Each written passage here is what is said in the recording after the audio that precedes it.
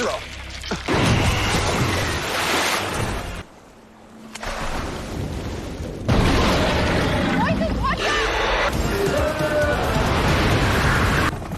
Kilo, November 4561.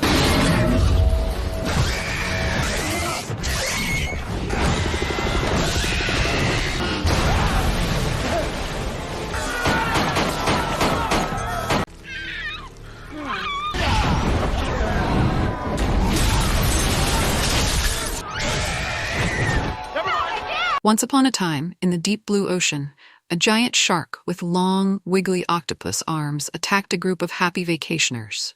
The water turned red as the shark splashed around. Suddenly, a brave man jumped into action.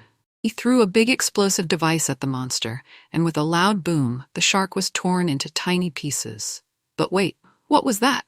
From the wreckage, a bag of baby sharks floated to the surface. Fast forward a bit, and we meet Lorena Christmas, a kind marine biologist. One day, while exploring the ocean, she found one of those baby sharks all alone in the water. Lorena decided to take care of it and give it a home.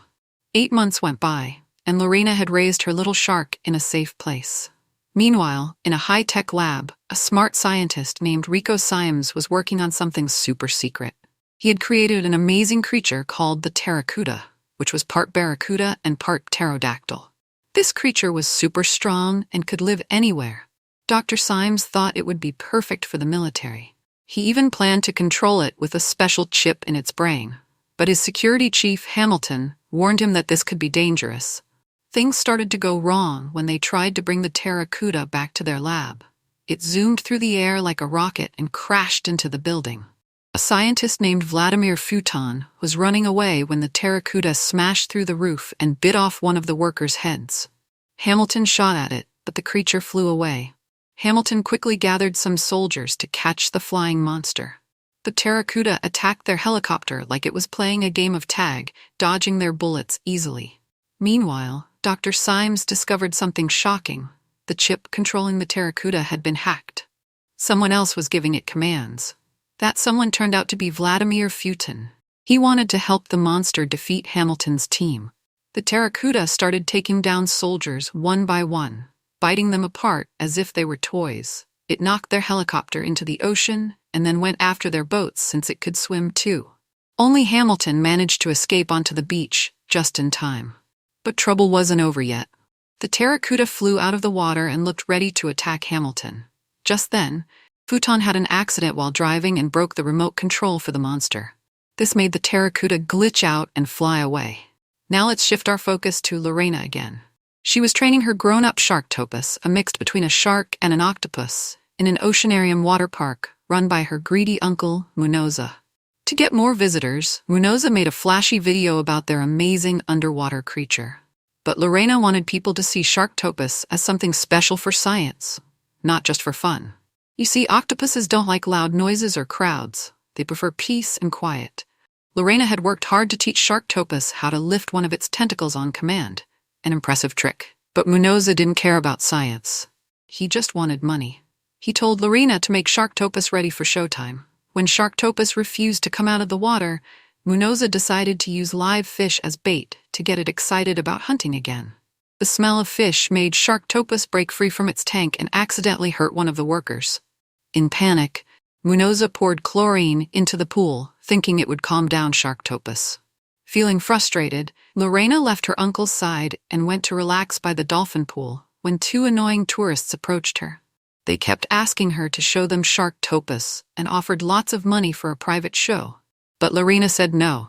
Later on, Lorena's boyfriend Rick came by her office at the park where he worked as a lifeguard. However, she was too worried about Sharktopus because it had tried to bite someone that day. She wanted to figure out why it was acting so aggressive. Rick suggested maybe it was in its genes, but Lorena believed Sharktopus was much smarter than that. It could even point with its tentacles when it wanted something. Rick felt upset because Lorena seemed too focused on her work instead of their relationship. Finally, she agreed to cook dinner for him later that evening, while Sharktopus watched from its tank, still hungry for more than just fish. Meanwhile, those pesky tourists were still bothering Munoza about seeing Sharktopus up close. They were determined to get what they wanted, no matter what. Little did they know that things were about to get even more chaotic in this underwater adventure. Munoza, who cared only about money, led the annoying couple straight to the aquarium where Sharktopus lived. The couple acted in a way that made everyone around them uncomfortable. The woman even dipped her feet into the water, which made Sharktopus very angry. It came out of the water, using its long tentacle to hypnotize her, and then attacked. Munoza panicked and poured chlorine into the pool, which calmed Sharktopus down a little. The woman was lucky to survive, but her husband got really mad and threatened to sue the amusement park. Meanwhile, Lorena was on a date with her boyfriend Rick, but she couldn't stop thinking about Sharktopus. She told Rick that this creature could help her make an amazing scientific discovery and become famous. But she was also scared because Sharktopus was unpredictable and only seemed to listen to her.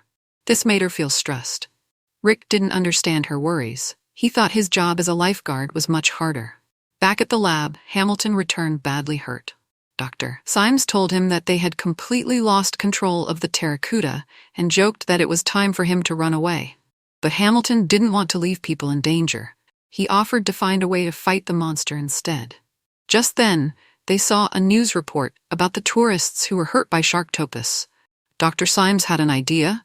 Maybe they could use Sharktopus to help fight Pteracuda. They rushed to Lorena's uncle, Munoza, and told him he was keeping a secret military weapon in his aquarium without permission.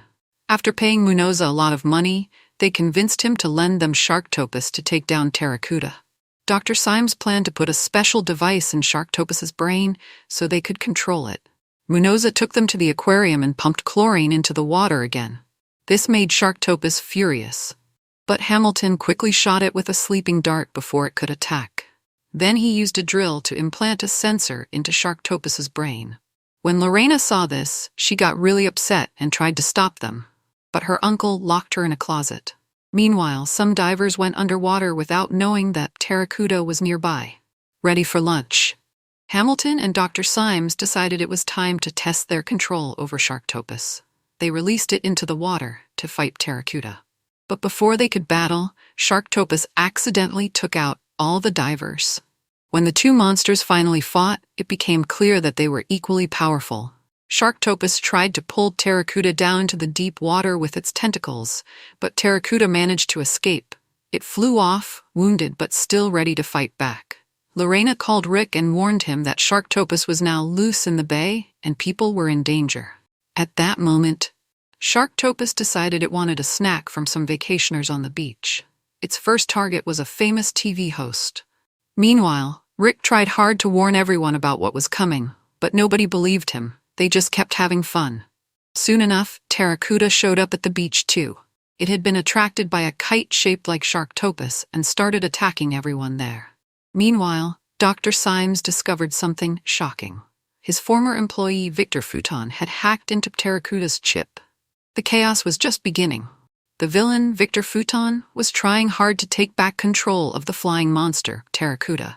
But things went terribly wrong when Pteracuda damaged a plane's engine, causing it to crash. Everyone on board, including the couple Munoza had shown Sharktopus to, was lost. Meanwhile, Lorena's uncle, Munoza, received a big pile of cash to keep quiet about the monster and decided to close the water park.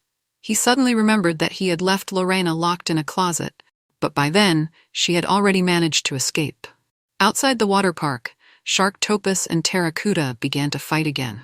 Pteracuda swooped down from the sky, trying to attack Sharktopus over and over. Sharktopus fought back with its long tentacles, but Pteracuda was too strong and grabbed it in midair. In a fierce struggle, Pteracuda ripped off the device that controlled Sharktopus and tossed it back into the sea. Frustrated by their failures, Dr. Symes suggested they run away since they had done all they could do. But brave Hamilton disagreed. He wanted to keep fighting Pteracuda. As they argued, they spotted Lorena and decided to kidnap her. They explained that they needed her help to stop Pteracuda with Sharktopus. They told her that since Sharktopus was like a child to her, she would want it back. Lorena suggested they go to the beach where Sharktopus might be causing trouble. Meanwhile, Rick was out on a jet ski searching for survivors and found an injured girl. Hamilton stopped at a hunting store to get supplies for fighting the monsters, while Lorena waited in the car under Dr. Symes's watch. She remembered reading his research paper in college and how he had changed from a regular scientist into someone who wanted fame and money. Suddenly, Lorena saw Rick through the car window carrying a tourist who needed help. While Symes was distracted by his radar showing someone hacking into Pteracuda's control board, Lorena quietly slipped away to join Rick. Together, they helped the injured girl, but Rick said he had to find more vacationers in danger. He zoomed off on his jet ski while Symes chased after Lorena. In a terrible turn of events, they witnessed Pteracuda attack Rick and take his head off. Dr. Symes pulled Lorena back into the van as she cried in shock. Hamilton tried to comfort her and told her she needed to use her knowledge of Sharktopus to help stop it, while he would handle disarming both monsters. Lorena realized that because of all the stress, Sharktopus would likely return to a place it knew well, the water park. She told them that both monsters were probably heading there through the water channel. But Dr. Symes wanted to catch Futon first, so he couldn't regain control of Pteracuda. Meanwhile, Futon had a wicked plan. He intended to blow up a nearby nuclear power plant using Pteracuda. Back at the water park, Sharktopus was angry and returned to take revenge on Munosa for all his teasing. When guards tried to shoot it, Sharktopus got even angrier and destroyed everyone working there. Hamilton's team reached the hotel where Futon was hiding. Hamilton tried to scare information out of the receptionist, but failed. Instead, Dr. Symes bribed one of the hotel workers who revealed Futon's room number. Disguised as a hotel staff member, Lorena sneaked into Futon's room and let her partners in. Inside, they discovered that Futon was working for a foreign criminal organization. Just then, news broke out that the government wanted to question Dr. Symes because they thought he was responsible for the monster attacks. Taking advantage of all the chaos around him, Futon grabbed his gun from under his pillow and forced them to drop their weapons before escaping with his computer. A wild chase began as Hamilton managed to shoot the villain, Victor Futon, just before he could take control of Pteracuda again. But then, Pteracuda showed up in town and gobbled up the injured Futon like a snack. After looking at Futon's computer, Dr. Symes realized that Pteracuda was still very angry. Lorena had an idea to trap the monster in the bay, so the team set off to do just that. On their way, Pteracuda attacked their van. Dr. Symes forced Hamilton and Lorena to get out of the car with the computer, leaving them in a dangerous spot. Hamilton told Lorena to find a safe place and decided to face the monster all by himself. But Pteracuda was too strong, and Hamilton had to hide in a beach house where Lorena was also taking shelter.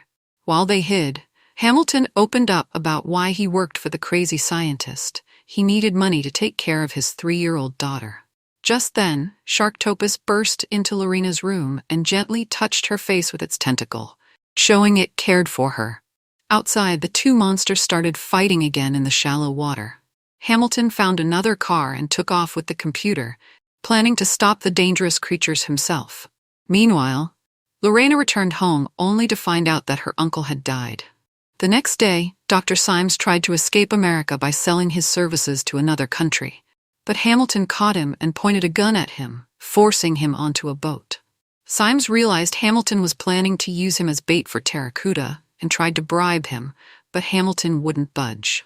As Symes climbed into the boat, Hamilton shot holes in it, causing it to sink. In a terrifying moment, Sharktopus and Pteracuda tore Symes apart. Hamilton returned to Lorena with notes about Pteracuda, but she was heartbroken over losing her loved ones and felt ready to give up. She blamed herself for everything that happened and feared she would become obsessed like Symes had been.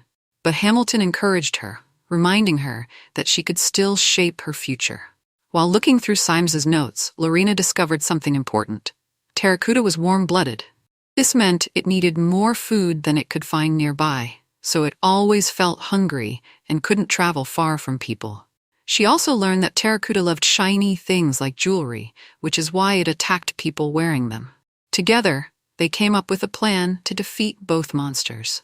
They used a disco ball to attract Pteracuda into the bay, since barracudas are drawn to bright lights.